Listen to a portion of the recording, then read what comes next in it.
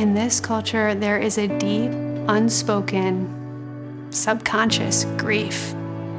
Abortion makes promises that it cannot keep. It's not even just that the vulnerable unborn are under attack, but really human life is not reverenced. The human person is under attack.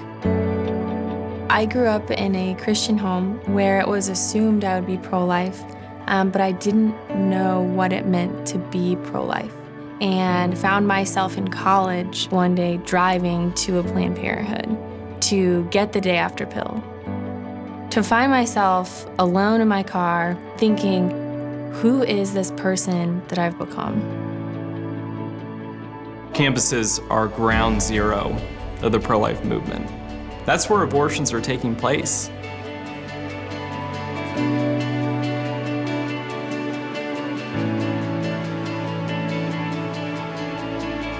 I remember finding out about Students for Life of America, and I joined the pro-life group on campus. I remember being a freshman and going to my first ever Students for Life national conference. And it was amazing being able to see some of my pro-life heroes speak and be able to interact with them. Part of my involvement in college with Students for Life was being a sidewalk counselor. On Saturdays, we would oftentimes have 250 to 400 students praying outside of abortion clinics. About 8 months after I found myself driving to Planned Parenthood, I was in class with a girl I had studied with, and she turned to me one day and she said, "Lisa, do you want to start a pro-life club?"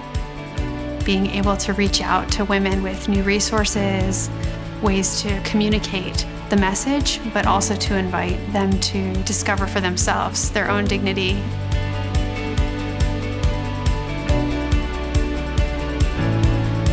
Students for Life of America has built up an army of students in 1,000 groups across our country who are willing to engage and fight in this battle between life and death. When you've scared Planned Parenthood, when you scared NARAL, and when they're publicly admitting that they're losing the battle of the hearts and minds of the younger generations of Americans, that gives me great confidence. Without a Students for Life presence on a campus, no one is there to empower women to choose life.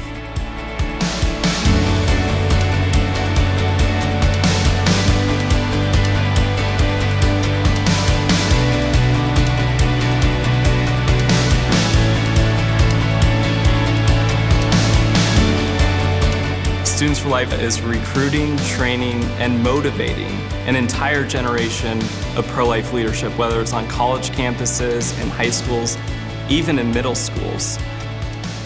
Through our involvement on campuses and creating those relationships with students, we are essentially creating lifelong activists who are key to ending abortion in our lifetime.